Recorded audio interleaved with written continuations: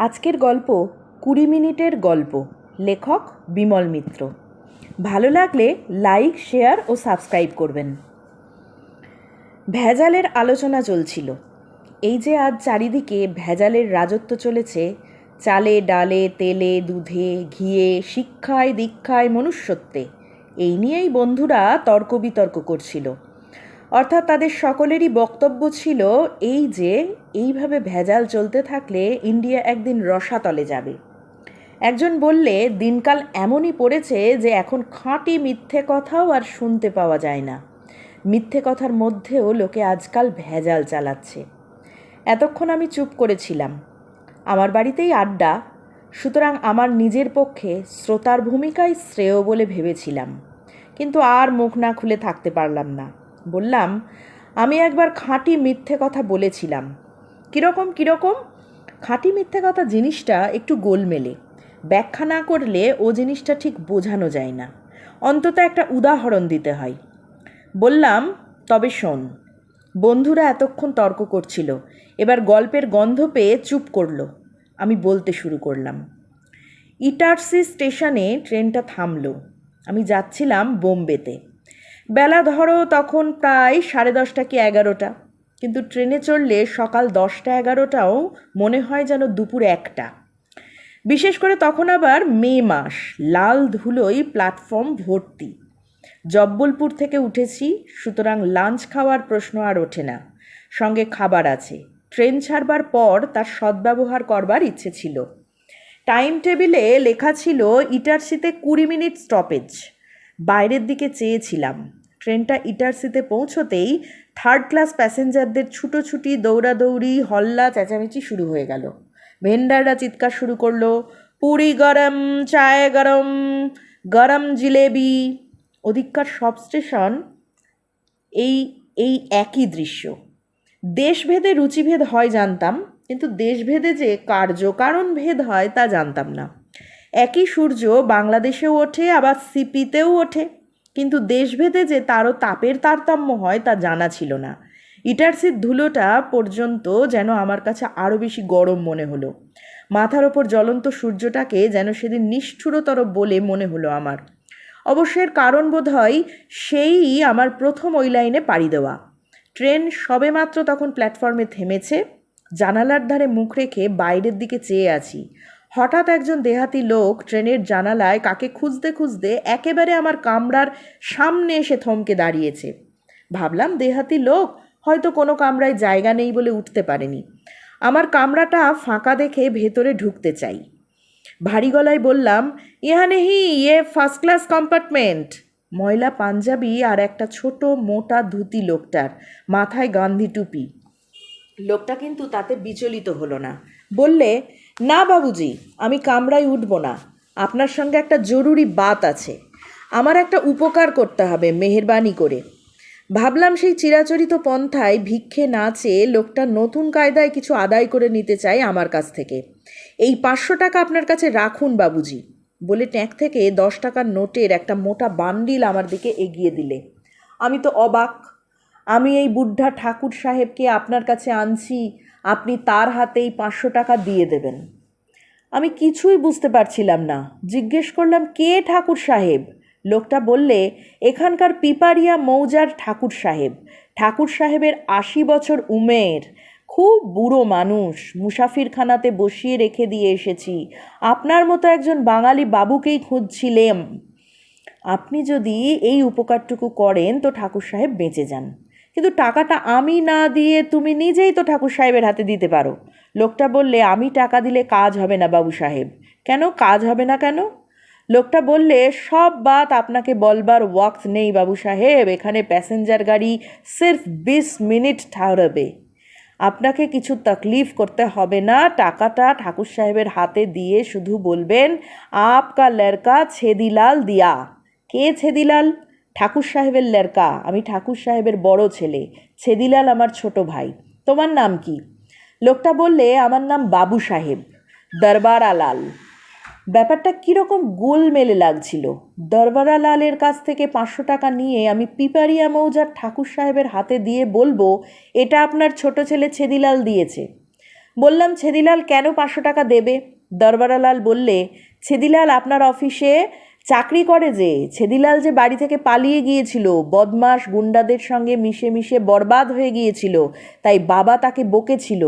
বকতে সে বাড়ি থেকে পালিয়ে গেছে, পালিয়ে কলকাতায় গিয়ে বাঙালি বাবুর দফতরে চাকরি করছে। আমি এসব কথা বানিয়ে বানিয়ে বলেছি, তাই তো বাবা এখনও জিন্দা আছে, নইলে কবে বাবা মারা যেত। কথাটা আমি তখনও ঠিক হজম করতে পারছিলাম না। কোথায় বা আমার অফিস আর কোথায় বা ছেদিলাল? তবু যদি মিথ্যে কথাটা বললে বুড়ো বাপের প্রাণটা বাঁচে তো বাঁচুক না, তাতে আমাদের কিসের ক্ষতি? বললাম, কিন্তু আমি তো ছেদিলালকে চিনি না, যদি কথা বলতে গিয়ে কিছু উল্টোপাল্টা বলে ফেলি? দরবারালাল বললে, আপনাকে তো কিছুই বলতে হবে না, ঠাকুর সাহেব যা বলবেন তাতে আপনি শুধু হ্যাঁ বলে যাবেন। ছেদিলাল কবে বাড়ি থেকে পালিয়েছে? দরবারালাল বললে, 7 সাল আগে। তারপর বললে, আর বেশি কথা বলবার সময় নেই বাবু সাহেব, ট্রেন ছেড়ে দেবে, আমি যাই ঠাকুর সাহেবকে নিয়ে আসি। বলে দরবারালাল ছুটতে ছুটতে প্ল্যাটফর্ম পেরিয়ে মুসাফিরখানার দিকে চলে গেল। আমি সেই 500 টাকার বান্ডিলটা নিয়ে চুপ করে বসে রইলাম। জীবনে অনেক রকম বিচিত্র ঘটনার মুখোমুখি হতে হয়েছে, অনেক প্রিয় অপ্রিয় ঘটনার মোকাবিলা করতেও হয়েছে, কিন্তু এর আগে যত কিছু ঘটনা দেখেছি, শুনেছি, পড়েছি, তার কোনোটার সঙ্গেই এই ঘটনার যেন কোনো মিল খুঁজে পাচ্ছিলাম না। আর বেছে বেছে ভগবান ঠিক আমাকেই কেন এসব ঘটনার মুখোমুখি ফেলেন তাও বুঝতে পারি না। দেখলাম দূরে দরবারলাল আসছে, সঙ্গে একজন বৃদ্ধ অথর্ব মানুষ। মুখের চামড়া কুঁচকে গেছে, চোখের ওপর একটা মোটা কাঁচের চশমা দুদিকের কানের সঙ্গে সুতো দিয়ে বাঁধা। বুড়োর গায়েও দেহাতি তাঁতে বোনা ময়লা পাঞ্জাবি, পরনে মোটা খাটো ধুতি। ঠাকুর সাহেবকে দুহাতে ধরে নিয়ে আসছিল দরবারালাল। একেবারে আমার কামরার সামনে নিয়ে এসে দাঁড় করালো ঠাকুর সাহেবকে। মনে হলো ঠাকুর সাহেব যেন চশমা থাকা সত্ত্বেও ভালো করে দেখতে পায় না। দরবারালাল ঠাকুর সাহেবকে বললে, এই সেই বাঙালি বাবু। ঠাকুর সাহেব আমার দিকে তার ছানি পড়া চোখ দিয়ে চেয়ে বললে, আপনিই বাঙালি বাবুজি? দরবারালাল বললে, এরই নাম মুখার্জি সাহেব।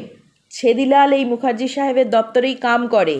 বুড়ো মানুষটা যেন নিজের ছেলের মনিবকে দেখে কৃতার্থ হয়ে গেল। বললে, আপনার বহুত মেহেরবানি মুখার্জি সাহাব, ছেদিলালকে আপনি নকরি দিয়েছেন। ছেদিলাল খারাপ লড়কা নয় মুখার্জি সাহাব, ওকে গুন্ডা বদমাসটা খারাপ করে দিয়েছিল। ভালো করে মন দিয়ে দফতরের কাম করে তো ছেদিলাল? বললাম, হ্যাঁ, খুব মন দিয়ে কাম করে, আপনি কিছু ভাববেন না। কথাটা শুনে বুড়োর মুখখানা যেন আনন্দে আটখানা হয়ে উঠল। বললে, আমি জানতুম বাবু সাহেবও অনেক বড় হবে, মহল্লার সবাই ওর সঙ্গে দুশমানি করে ওকে খারাপ করে দিয়েছিল। আসলে ছেদিলাল খুব ভালো ছেলে আমার মুখার্জি সাহাব। বললাম, হ্যাঁ, খুব ভালো ছেলে। আপনি বলছেন ভালো ছেলে? বললাম, হ্যাঁ, ভালো ছেলে বলেই তো ওকে চাকরি দিয়েছি আমার অফিসে। ঠাকুর সাহেব কি যেন ভাবলে আপন মনে, তারপর একটু ভেবে জিজ্ঞেস করলে, তাহলে এখন আর দারু খায় না? বললাম, না না, মদ খাওয়া একেবারে ছেড়ে দিয়েছে ছেদিলাল। বুড়ো বলতে লাগলো, জানেন বাবুজি, ছেদিলাল আমার ছোট ছেলে, এই দরবারালাল বড় ছেলে আর ওই ছেদিলাল ছোট। আমি ওই ছেদিলালকেই বেশি ভালোবাসতাম বাবুজি, বেশি পেয়ার করতাম। ছেদিলাল মদ খেত বলে আমি অনেক বুকেছি, কিছুতেই আমার কথা শুনতো না। পিপারি আর মহাজনদের কাছে হুন্ডিতে টাকা ধার করতো ছেদিলাল, তবু আমি কিছু বলতাম না বাবুজি, ভাবতুম উমের হলে সব দোষ কেটে যাবে। আমি এই দরবারাকে না জানিয়ে ওর হুন্ডি ছাড়িয়ে দিতুম। হাজার হাজার টাকা দিয়েছি ছেদিলালকে বাবুজি, কেউ জানতে পারেনি, কিন্তু শেষে ও মেয়ে মানুষের পেছনে লাগলো।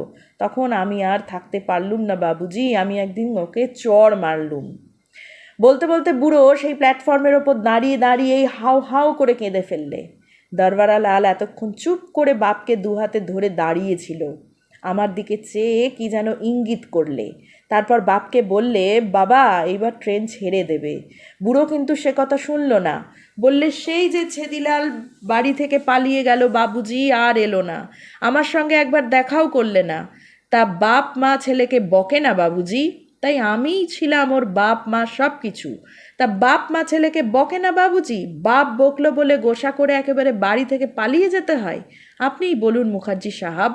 তারপর চোখের জলটা মুছে নিয়ে বুড়ো আবার বলতে লাগলো। তারপর দরবারালাল বললে, ছেদিলাল নাকি কলকাতায় আছে, কলকাতায় ভালো নৌকরি করছে। তা ভালোই করেছে বাবুজি, আমার কাছে না আসুক, ছেদিলাল যে বেঁচে আছে এটুকু জেনেও মনে সুখ পায় বাবুজি, বলে আবার কাঁদতে লাগলো ঠাকুর সাহেব। আজকে দরবারালাল বললে, মুখার্জি সাহাব ট্রেনে করে বোম্বাই যাচ্ছে, স্টেশনে গেলে দেখা হবে, তাই এলাম বাবুজি। দরবারালাল আমাকে আনছিল না, পিপারিয়া এখান থেকে 3 ক্রোশ দূরে বাবুজি। তা হোক, আমি বললুম ছেদিলালকে না দেখতে পাই, আমি ছেদিলালের মালিক মুখার্জি সাহেবকে তো দেখতে পাবো, তাহলেই আমার ছেদিলালকে দেখা হবে। দরবারালাল আমার মনে করিয়ে দিলে, বাবা ট্রেন ছাড়বার টাইম হয়ে গেছে। তারপর আমার দিকে আবার ইঙ্গিত করলে চোখ দিয়ে।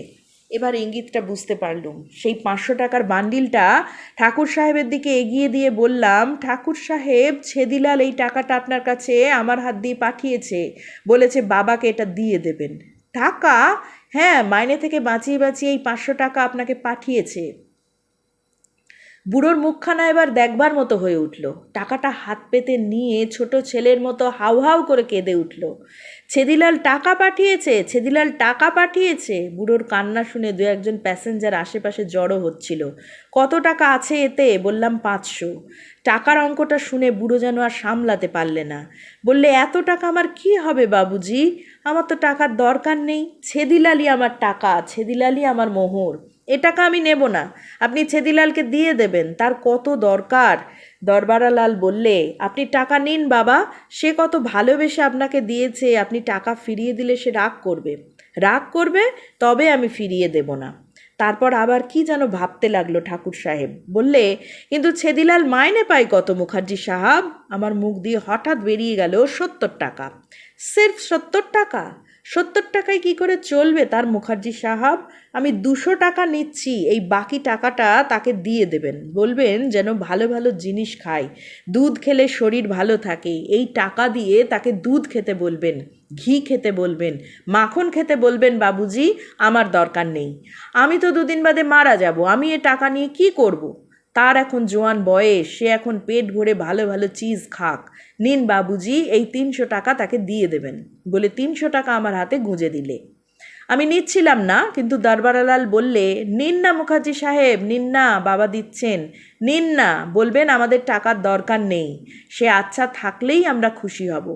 ওদিকে হঠাৎ ঘন্টা বেজে উঠল, এবার ট্রেন ছেড়ে দেবে। আচ্ছা, রাম রাম মুখার্জি সাহেব, রাম রাম। ট্রেনটা ছেড়ে দেবে একটু পরেই। ইঞ্জিন থেকে হুইসেলের শব্দ হলো।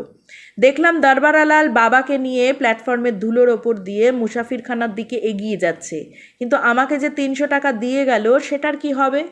টাকাটা তখনও আমার মুঠোর মধ্যে ধরা রয়েছে। কার টাকা, কে দিলে, কাকে দেব, কিছুই ঠিক করতে পারলাম না। এ টাকা আমি বা নেব কেন? কোথাকার লোক আমি? ঘটনাচক্রে এসে পড়েছিলাম এই ইটারসি স্টেশনে, আবার কোথায় চলে যাব? আর কোথায় 3 ক্রোশ দূরে পিপারিয়া, সেখানকার ঠাকুর সাহেব আর তার ছেলে দরবারালাল? আর কোথায় বা তার ছোট ছেলে ছেদিলাল? জীবনে কখনো ওদের নামও শুনিনি, দেখিনি, ওদের সঙ্গে কথা বলিনি, কখনো দেখবও না হয়তো ভবিষ্যতে। কিন্তু হঠাৎ 20 মিনিটের স্টপেজে এসে কত বড় একটা নাটকের সাক্ষী হয়ে রইলাম। খাঁটি মিথ্যে কথা বললাম, এও যেন এক পরমাশ্চর্য ঘটনা। ট্রেনটা চলতে আরম্ভ করেছিল। হঠাৎ দরবারালাল দৌড়তে দৌড়তে এসে আমার কামরায় উঠল। বললে, আপনাকে অনেক ধন্যবাদ বাবুজি, আপনি ওসব কথা না বললে বাবা মারা যেতেন। টাকাটা আমার হাতেই ছিল, তার দিকে সেটা এগিয়ে দিয়ে বললাম, নাও, এটা নাও। আমি ভাবছিলাম টাকা নিয়ে কি করব। দরবারালাল টাকাটা নিতেই এসেছিল, বুঝতে পারলাম। তারপর সেটা ট্যাঁকে গুজে দরজা খুলে গাড়ি থেকে নামতে যাচ্ছিল। বললাম, তোমার ছোট ভাই এখন কোথায় আছে দরবারালাল? দরবারালাল মুখ ফিরিয়ে বললে, ছেদিলাল তো নেই হুজুর, সে মারা গেছে, 7 সাল আগেই মারা গেছে। আমার মাথায় যেন বজ্রাঘাত হলো। একটা আওরাতকে খুন করার জন্য তার ফাঁসি হয়ে গেছে। বাবাকে সেসব কথা বলিনি, 7 সাল ধরে সে কথা চেপে রেখেছি। তাকে খুশি রাখবার জন্য বলেছি ছেদিলাল বাড়ি থেকে পালিয়ে গেছে, পালিয়ে গিয়ে কলকাতায় চাকরি করছে। কিন্তু বাবা আজকাল ছেদিলালকে দেখবার জন্য ভারী ছটফট করে, তাই মাঝে মাঝে জাল চিঠি পড়িয়ে শোনায়। এর আগে একটা জাল চিঠি শুনিয়েছিলাম, তাতে লেখা ছিল যে মুখার্জি সাহেবের হাত দিয়ে টাকা পাঠাচ্ছে ছেদিলাল। আজ আপনি ভাগ্যিস ছিলেন ট্রেনে, তাই বাবাকে একটু শান্তি দিতে পারলাম। আচ্ছা, রাম রাম।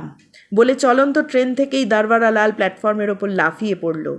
প্যাসেঞ্জার ট্রেনটা তখন খুব জোরে চলতে আরম্ভ করেছে। ধন্যবাদ।